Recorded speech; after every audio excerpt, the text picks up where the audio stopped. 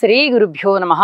శ్రీమాత్రే నమః. మా భక్తి టీవీని ప్రోత్సహిస్తున్నటువంటి మా ప్రేక్షకులందరికీ ధన్యవాదాలు తెలియజేస్తూ 15 జూన్ 2025 నుంచి 21 జూన్ 2025 వరకు గల కాలానికి రాశి ఫలితాలు తెలియచెప్పుకుందాము. ముందుగా గ్రహస్థితులు. మేషంలో శుక్రుడు, వృషభంలో రవి గారు, బుధ గురులు ఇద్దరు మిథున రాశిలో, కుజ కేతువులు ఇద్దరు సింహరాశిలో, చంద్రుడు మకర రాశిలో, రాహు కుంభరాశిలో, శనిగారు వచ్చేసి మీనరాశిలో.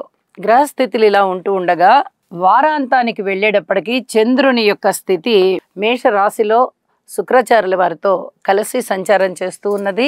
అలాగే రవి గారు వచ్చేసి మిథున రాశిలోకి వచ్చి ఉన్నారు. ఈ రెండు గ్రహాల యొక్క స్థితులు మారి ఉన్నాయి. ఇక సంయోగాల ఫలితాలు, బుధ గురుల యొక్క స్థితి చాలా అద్భుతమైన స్థితి. మంచి మేధావితనాన్ని చూపిస్తుంది. చక్కటి తెలివితేటలు, కార్యనిర్వహణ సామర్థ్యము, అలాగే విద్య పట్ల మంచి అవగాహన, ప్రవర్తన చాలా బాగుండడము, నీతి నియమాలు, వ్యాపార వ్యవహార రంగాలలో ఉన్న వారికి చాలా అద్భుతమైనటువంటి మెయింటెనెన్స్ అంటాం కదా, అలాంటి మంచి స్థితి ఉండే విధంగా ఉన్నది. ఇక కుజ కేతువుల యొక్క స్థితి ఆధ్యాత్మిక చింతనని చూపిస్తూ సర్పదోషాన్ని కూడా సూచిస్తూ ఉన్నది. ఎందువల్ల అంటే కుజుని యొక్క దృష్టి రాహు మీద ప్రసరిస్తూ ఉంది, దాని రిఫ్లెక్షన్ కేతువు మీద కూడా పడుతూ ఉంది. ఇది సాధారణమైన ఇబ్బందుల్ని సూచిస్తూ ఉంటుంది, సర్పదోషం. అలాగే కుజుని యొక్క 8వ దృష్టి శనిగారి మీద పడుతూ కొన్ని రకాలైనటువంటి రోడ్డు ప్రమాదాలు, హృద్రోగాలు, అలాగే మానసిక వేదన, అలాగే ఈ రక్తస్రావాలు, కంతులు, వ్రణాలు, ఇలాంటి వాటి మీద ప్రభావాన్ని చూపిస్తూ ఉంటుంది. అలాగే ఆపరేషన్స్ జరగడానికి కూడా అవకాశాలు ఉంటాయి. ఎవరి జన్మజాతకంలో అయితే మళ్ళీ ఇలాంటి గ్రహ దృష్టులు ఉంటాయో వారికి కొంత ఇబ్బందికరమైనటువంటి పరిస్థితి కనిపిస్తోంది.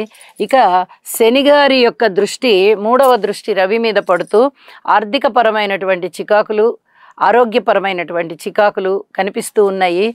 అలాగే గురువు గారి యొక్క 9వ దృష్టి రాహు మీద పడుతూ పితృవర్గరీత్యా చిన్నపాటి ఇబ్బందుల్ని తొలగించే విధంగానూ ఉన్నది.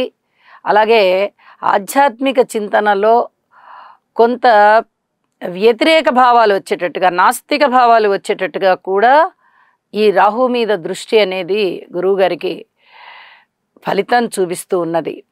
వీటన్నిటికీ కూడా కుజ, రాహు, కేతు, శని గ్రహాల యొక్క స్తోత్రపారాయణాలు చేసుకోవడం చాలా చాలా మంచిది. అలాగే ప్రయాణాల విషయంలో కానీ, ఆరోగ్య విషయంలో కానీ, దైవభక్తి విషయంలో కానీ జాగ్రత్తగా ఉండాలి అని చెప్పి సూచిస్తూ ఉన్నది. ఎక్కువగా ఆలోచించకుండా తక్కువగా ఆలోచిస్తూ పరిహారాల మీద దృష్టి పెట్టి భగవంతుని మీద ఆ స్తోత్రపారాయణాలు చేసుకోవడం మీద దృష్టి పెట్టండి, ఇంకా మిగతావన్నీ బాగుంటాయి అని చెప్పి తెలియజేస్తూ ఇప్పుడు మనము రాశి వివరాలలోకి వెళ్దాం. కన్యరాశి. కన్యరాశి వారికి ఈ వారం రోజుల కాలము కూడా ఫలితాలు ఏ విధంగా ఉన్నాయి అంటే కొన్ని జాగ్రత్తలు ఖచ్చితంగా సూచించబడేటటువంటి కాలం. ఇక్కడ ఒక విషయాన్ని చాలా స్పష్టంగా తెలియజెప్పుకోవాలి. రాహు గారి యొక్క స్థితి చాలా బాగుంది, ఏమీ సందేహపడక్కర్లా. ధనము వచ్చే విషయంలో ఎక్కడెక్కడ నుంచి రావాల్సినటువంటి ధనం ఉందో అక్కడక్కడ నుంచి తప్పనిసరిగా వస్తుంది, ఎక్కడ ఆగకుండా వస్తుంది. ఇది చెప్పదగినటువంటి సూచన. 8వ స్థానంలో శుక్రాచార్యుల వారు బాగున్నారు. దశమంలో బుధుని యొక్క సంచారం కూడా బాగుంది. రాస్యాధిపతి బుధుడు, అలాగే దశమాధిపతి బుధుడు గురువుతో కలిసి ఉన్నారు.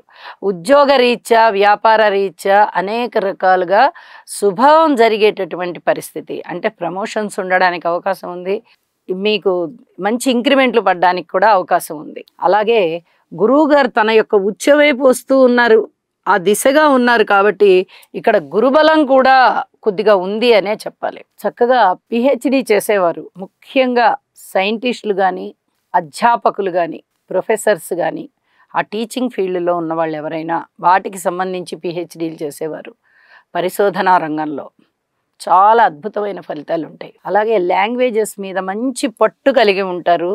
వాటి మీద కూడా పరిశోధనలు చేసేటటువంటి అవకాశాలు కనిపిస్తున్నాయి. చాలా అద్భుతమైనటువంటి పదోన్నతి, చాలా సంతృప్తిగా ఉంటారు మీరు. అలాగే వ్యవసాయదారులకు బాగుంది, విద్యార్థులకి బాగుంది, స్త్రీలకి బాగుంది, గృహ నిర్మాణంలో అనేక రకాలుగా సంతృప్తి కలుగుతుంది.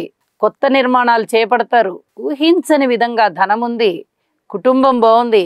కాస్త ఖర్చులు ఎక్కువ ఉన్నప్పటికీ కూడా విదేశాలకు వెళ్ళడానికి అనుకూలంగా ఉంది. విదేశీయానాలు ఉన్నాయి, పిత్రార్జితాలు బాగున్నాయి. ఇన్ని రకాలుగా బాగుంది మీకు. కార్మికులు, కర్షకులు, నేత పని వారు, చేతి వృత్తుల వారు ఇత్యాది వారు కూడా బాగున్నారు. ఇక వారాంతానికి వెళ్ళేటప్పటికీ రవి గారి యొక్క స్థితి దశమ స్థానంలో అత్యద్భుతమైన స్థితి ఉంది. వీరికి ఏ రకంగా చూసుకున్నా కూడా పదోన్నతులు బాగా సంతృప్తిగా ఉంటాయి. ఎన్నో రకాలుగా మానసికమైనటువంటి ధైర్యం వస్తుంది. నిజానికి శనిగారు ఉన్నారు సప్తమ స్థానంలో, కొంత ఇబ్బందికరమైనటువంటి పరిస్థితే ఉంది. అయినప్పటికీ కూడా మిగతా గ్రహాల యొక్క స్థితిగతులు మెరుగైన ఫలితాలు ఇస్తూ ఉన్న కారణం చేత మనోబలాన్ని వీరు పెంచుకోగలుగుతారు. మనోబలం పెరుగుతుంది. దీనివల్ల చాలా అద్భుతమైన ఫలితాలు ఉంటాయి అని చెప్పి తెలియజేస్తూ ఉన్నాను. ఇక కుజ, రాహు, శని గ్రహాల యొక్క స్తోత్ర పారాయణలు మటుకు విడవకుండా చదవండి, మరింత శోభాయమానంగా ఉంటారు అని చెప్పి తెలియజేస్తూ ఉన్నాను. అయితే వీరికి లాభస్థానాధిపతి పంచమంలో ఉన్నారు. ఇది కొంచెం చెప్పదగినటువంటి సూచన. లాభస్థానాన్ని చూస్తూ ఉన్నారు పంచమంలో ఉండి, అంటే లాభాల దిశగానే ఏ పనైనా ఉంటుంది. లాభస్థానంలోనే గ్రహం ఉండాలని లేదు. ఆ లాభస్థానాన్ని ఏ గ్రహం చూసినా లాభమే. అలాగే ఆ స్వస్థానాధీశుడు ఎవరైతే ఉన్నారో ఆ రాశిని చూస్తూ ఉన్నటువంటి ఆ గ్రహము కూడా చాలా అద్భుతమైన ఫలితాలు ఇస్తుంది. ఇక్కడ సంతానం అనేటటువంటి స్థానంలో ఉండి లాభస్థానాధిపతి ఆ గ్రహం చక్కగా లాభాన్ని చూస్తూ ఉన్న కారణం చేత సంతాన పరంగా అధికమైనటువంటి లబ్ధి కలుగుతుంది. అంటే ధనమే కలగాలని లేదు, మీకు వాళ్ళు చేదోడు వాదోడుగా ఉంటారు, వెన్నంటి ఉంటారు. ఏదైనా కాయ కష్టం అనగానే మేము మీకు ఆసరాగా ఉన్నాము అని చెప్పి మంచి మనోబలాన్ని ఇస్తారు, ఒక ధైర్యాన్ని ఇస్తారు. మేము ఉన్నాం, మీకేం పర్వాలేదనే భరోసాని ఇస్తారు. ఇవన్నీ కూడా లబ్ధి కలుగుతాయి. ఇవన్నీ కూడా మీ సంతానముతో సరిసమానమైన వాళ్ళ ద్వారా మీకు ఈ లబ్ధి కలుగుతుంది అని చెప్పి తెలియజేస్తున్నాను. ఇది చాలా ఆనందకరమైన విషయం. ఒక పక్క శనిగారి బలము లేదు, ఇంకో పక్క కేతువు బలం లేదు, ఇంకో పక్క గురువు గారి బలం కూడా అంతంత మాత్రంగా ఉంది. ఇలాంటి పరిస్థితుల్లో ఈ రకమైనటువంటి గ్రహస్థితుల బలము, రాహుబలం కానీ, చంద్రబలం కానీ, శుక్రబలం కానీ, అలాగే వారాంతంలో రవి బలం కానీ, ఇవన్నీ కూడా చాలా మనోబలాన్ని పెంచి మానసికంగా తృప్తిగా ఉండేటట్టుగా చేస్తున్నాయి అని చెప్పి కూడా తెలియచేస్తున్నాను. అయితే కుజరాహు శనిగారుల యొక్క స్తోత్రాలు మటుకు విడవకుండా పఠించండి. ఎందుకు మళ్ళీ రెండోసారి చెప్తున్నాను అంటే, ఇక్కడ తృతీయ స్థాన అధిపతి వ్యయ స్థానంలో ఉన్నారు. అలాగే రాహు గారిని, శని గారిని చూడడం అనేది కొద్దిగా ఆరోగ్యరీత్యా అంత పూర్తిగా అనుకూలమైనటువంటి పరిస్థితి కాదు. కాబట్టి ఈ రకమైన జాగ్రత్త తీసుకోండి అని చెప్పి తెలియజేస్తూ శుభం.